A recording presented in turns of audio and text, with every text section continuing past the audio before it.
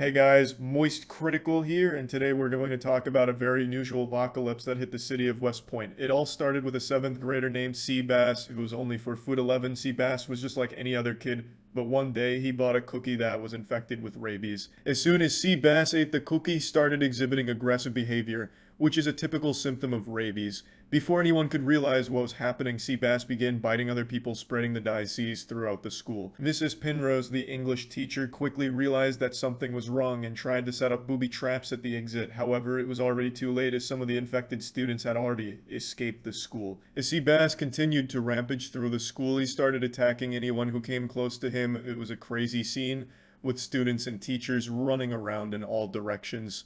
Some tried to hide in classrooms, while others barricaded themselves in the gym. Meanwhile, Owen, who had previously watched the YouTube short on how to stop rabies infections, decided to take matters into his own hands. He told Jared and Josh about the video, and they came up with a plan on how to stop the infection. They were going up to the school to burn the infected cookies, which they had learned from the video was the best way to stop the spread of the disease. The world didn't have to worry about the infected escaping West Point due to the massive border wall that was built to deter Damien from invading West Point after he previously invaded Columbus. Go watch the video if you don't understand the situation. The U.S. military was quickly deployed to the scene and were told to contain the infection. They were driving tanks through a road, and Owen thought it would be a great idea to throw a stick onto the road, which caused the tanks to crash. Owen thought this was hilarious. He said lol and started to do the gritty. Little did Owen know there was a horde of infected right behind him, which proceeded to ambush him and eat him alive. Josh and Jared described the situation as a total blunder.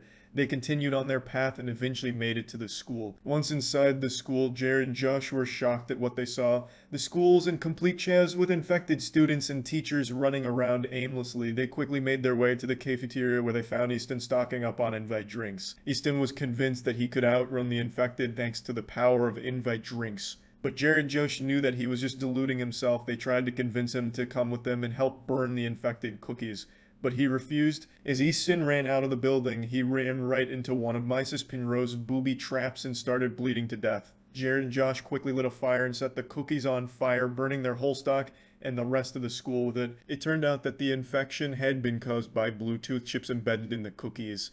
So without the cookies, everyone was cured, and the city slowly started to rebuild. In the end, Seabass didn't make a difference in the grand scheme of things. The rabies apocalypse was finally over, and the city of West Point could start to heal. Seabass went throughout his normal life, playing Fortnite for 5 hours a day, and then blundering all his pieces to Martin in chess.